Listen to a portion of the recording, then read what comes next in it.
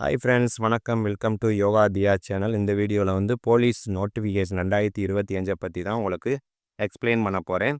Already வந்து PDF நீங்கள் பார்த்துருப்பீங்க. இருந்தாலும் நம்ம சேனலில் ஒரு அப்டேட்டை கொடுத்துரும். ஓகேங்களா? இதனுடைய அறிவிக்கை, அதாவது நோட்டிஃபிகேஷன் ரிலீஸ் பண்ண டேட்டு 21/8/2025. இதனுடைய ஆன்லைன் அப்ளிகேஷன் ஸ்டார்ட் பண்ணுற டேட் வந்து பார்த்தீங்கன்னா 22/8/2025. அப்ளிகேஷன் டேட் வந்து க்ளோஸ் பண்ணுற டேட் வந்து லாஸ்ட் டேட்டு 21/9/2025. இதனுடைய திருத்தம், ஏதாவது உங்கள் அப்ளிகேஷன் ஏதாவது சின்ன சின்ன சேஞ்சஸ் மாற்றணும் அப்படின்னா 25/9/2025 தான் திருத்தம். எக்ஸாம் டேட்டு பார்த்தீங்கன்னா நவம்பர் 9, அதாவது 9/11/2025. ஒரு நல்ல வேக்கண்ட்டுங்க, 3644 வேக்கண்ட். இந்த டைம் வந்து என்ன இதில் ஒரு சேஞ்சஸ் நான் பார்க்குறேன்னா, முதல்லாம் வந்து மென்னு தனியாக ஸ்பெஷல் போலீஸ் எடுப்பாங்க, மென்னு ஏஆர் எடுப்பாங்க, உமன் ஏஆர் எடுப்பாங்க. இந்த வட்டம் வந்து பார்த்தீங்கன்னா உமன் ஏஆர் கான்செப்டே தூக்கிட்டாங்க. ஏன்னா எதுலேயுமே மென்ஷன் பண்ணல, ஆயுதப்படை காவலர்னு மென்ஷன் பண்ணல, அவங்க 2ஆம் நிலை காவலர்னு கொடுத்துருக்காங்க. மேபி அதில் என்ன சேஞ்சஸ் வரும்னு தெரியல. ஆனால் இதுக்கு முன்னாடி ஒரு அறிவிப்பு என்ன வந்துச்சுன்னா, டைரக்ட் ஏஆர் எடுக்கக்கூடாது.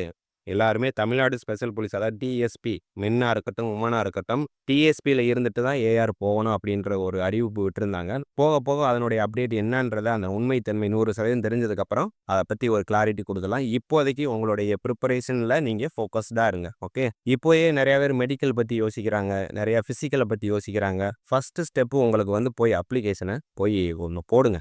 நல்லா ஒரு நம்பிக்கையாக அம்மா அப்பாட்ட ஆசீர்வாதம் வாங்கிட்டு போய் அப்ளிகேஷனை போட்டுட்டு ஒரு டைம் டேபிள் ஃபிக்ஸ் பண்ணுங்க. எத்தனை நாட்கள் இருக்குது நமக்கு எக்ஸாமுக்கு அப்படின்ற ஒரு டைம் டேபிளை ஃபிக்ஸ் பண்ணிவிட்டு, ஒரு அகாடமியோடைய அட்டாச் ரொம்ப ரொம்ப முக்கியம். கண்டிப்பாக இன்னைக்கு உள்ள காலகட்டத்தில் கவர்மெண்ட் எக்ஸாமு, கவர்மெண்ட் ஜாப் வாங்குறது ஒரு பெரிய எட்டாக்கனியாக இருக்குது. ஏன்னா எலெக்ஷன் வருது, கால்ஃபேர் வருமா வராதுன்னு சொல்லி இப்படி தவிச்சுக்கிட்டு இருக்க டயத்தில் ஒரு நோட்டிஃபிகேஷன் வர்றது பெரிய விஷயம். போலீஸ் கால்ஃபேர் வந்திருக்கு.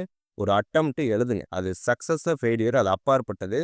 உங்களுடைய முயற்சிகளை முதல்ல கொடுக்கணும். அதற்கு எத்தனை நாட்கள் அந்த ஒரு பிளான், ஒரு டைம் டேபிள் போட்டுட்டு ஒரு அகாடமியில் ஒரு டெஸ்ட் பேஜை ஜாயின் பண்ணுங்க. ஒரு அகாடமியோடைய நோட்ஸும் வாங்குங்க. அது எந்த அகாடமியாக இருக்கட்டும், பிரச்சனையே இல்லை. முதல்ல எந்த ஒரு அகாடமியும் வந்து பார்த்தீங்கன்னா உங்களை பெயில் பண்ணுற நோக்கத்தில் புக் விட மாட்டாங்க. உங்களை பெயில் பண்ணுற நோக்கத்தில் டெஸ்ட் பேஜ் வந்து விட மாட்டாங்க. ஒரு நம்பிக்கை இதை படித்தா நம்ம பாஸ் ஆகணும் ஒரு நம்பிக்கையை வச்சுக்கிட்டு ஸ்கூல் புக்கு 6லேருந்து 10 வரை கலெக்ட் பண்ணிவிட்டு என்ன பண்ணணும், ரெகுலராக அந்த சிலபஸ்ஸு ஒன்று நல்லா தெரிஞ்சுக்கோங்க. போலீஸை பொறுத்தளவு உங்களை ரிட்டன்லேயே ரொம்ப டைட் பண்ணிட்டோம்னா, ஃபிசிக்கல் இருக்குது, மெடிக்கல் இருக்குது, எல்லா அறிவாளிகளும் மட்டுமே தேர்ந்தெடுத்து அங்கே என்ன பண்ண போகிறோம், ஒன்றும் கிடையாது. அறிவாளித்தனமும் வேணும், ஃபிசிக்கலும் வேணும், மெடிக்கல் ஃபிட்டு வேணும். அவங்க தான் போலீஸுக்கு வந்து தேர்ந்தெடுக்க முடியும். அதனால் எக்ஸாம் ரொம்ப டைட் பண்ணிடுவாங்க அப்படிலாம் நினைக்க வேண்டாம். கட் ஆஃப் எவ்வளோ வந்துடும், லாஸ்ட் இயர் எப்படி இருக்குன்ற முதல்ல நிதானமாக இருங்க. நிதானமாக இந்த எக்ஸாம் அப்ரோச் பண்ணுங்கள். ஒரு டீமாக ஃபார்ம் பண்ணி நல்லா படிங்க.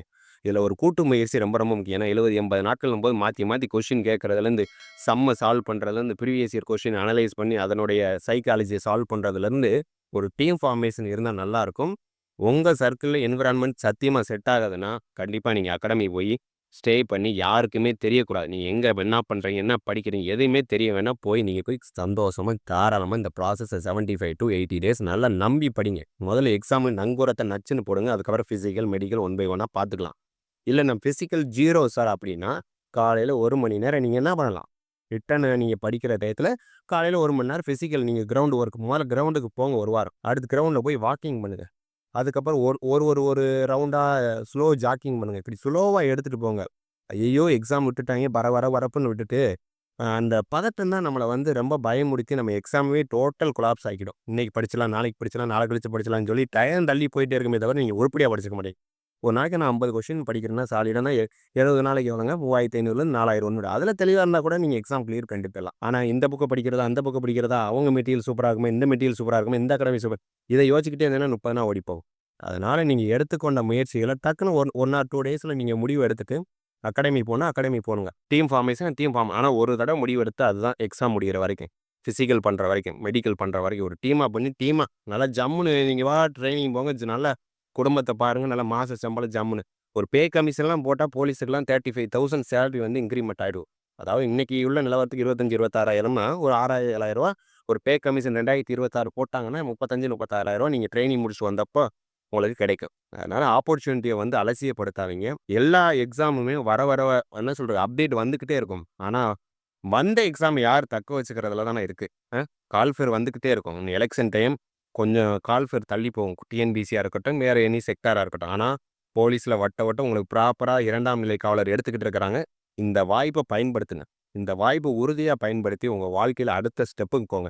நீங்கள் அடுத்து அங்கேருந்து எஸ்ஏ ஆகிறது, டிஎஸ்பி ஆகிறது, அது அடுத்த கட்ட லெவலு. இப்போ என்ன வாய்ப்பு இருக்குது? இப்போ பசிக்குதுன்னா சாப்பாடு சாப்பிட்டு தான் ஆகணும். இப்போ கால்ஃபேர் வந்திருக்கு, அதுக்கு நம்ம படிச்சு தான் ஆகணும். அப்படின்ற ஒரு மனப்பக்குவத்தை நீங்கள் வளர்த்துக்கிட்டு இந்த ஃபீல்டில் இறங்குங்க. கண்டிப்பாக படிக்கிற ப்ராசஸ் வந்து நீங்கள் அதுக்கான இடத்த நோக்கி நீங்கள் பயணம் பண்ணுங்க. I just give for motivation, அவ்வளோதான். உங்களுக்கு இந்த மாதிரி பாதை இருக்குது நண்பா, நீங்கள் போய்க்குங்க. தங்கச்சிமார்களே, அக்காமார்களே படிச்சுக்கோங்கன்னு சொல்கிறேன். அதைத்தான் நான் திரும்ப திரும்ப சொல்கிறேன். ஃபிசிக்கலை நினச்சோ மெடிக்கலை நினச்சோ ஃபீல் பண்ணக்கூடாது. ஃபஸ்ட்டு ப்ராசஸ் வந்து ரிட்டன் எக்ஸாம். நீங்கள் இதில் முடிச்சா தான் நீங்கள் ஃபிசிக்கலுக்கு அவங்க கூப்பிடுவாங்க. ஃபிசிக்கலே சுத்தமாக வரலைன்னா காலையில் 1 ஹவர் கிரவுண்டுக்கு போகிற வழக்கத்தை வச்சுக்கோங்க. ரெகுலராக படிங்க, அவ்வளோதான். ஓகே. நோட்டிஃபிகேஷன் வந்து கும்பலாக போட்டுட்டா ஒரே எக்ஸாம் சென்டரில் போட்டுருவாங்க. அடுத்தடுத்த நம்பர் வந்துடும் அப்படின்ற மனக்கணக்கை போடாதீங்க. கடைசி வரையும் ஒன்றை நம்புங்க.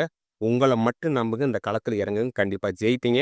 அடுத்தடுத்து கன்சிஸ்டண்ட்டாக இப்படி படிக்க செய்ய உங்களுக்கு போலீஸ் சம்பந்தமான ஃபிசிக்கல் டிப்ஸ் ஏதாவது சின்ன சின்ன ஐடியாஸ் இருந்தால் கண்டிப்பாக கமெண்டில் பண்ணுங்கள். நான் உங்களுக்கு கண்டிப்பாக ரிப்ளை பண்ணுறேன். வித் எனி டவுட்ஸ், இந்த எக்ஸாமை பற்றி எனி டவுட்ஸ்னாலும் ப்ளீஸ் கமெண்ட் பண்ணுங்கள். நான் கண்டிப்பாக உங்களுக்கு ரிப்ளை கொடுப்பேன். மறக்காமல் சேனலுக்கு உங்களுக்கு யூஸ்ஃபுல்லாக இருந்தால் சப்ஸ்கிரைப் பண்ணி சப்போர்ட் பண்ணி விடுங்க. Thank you so much.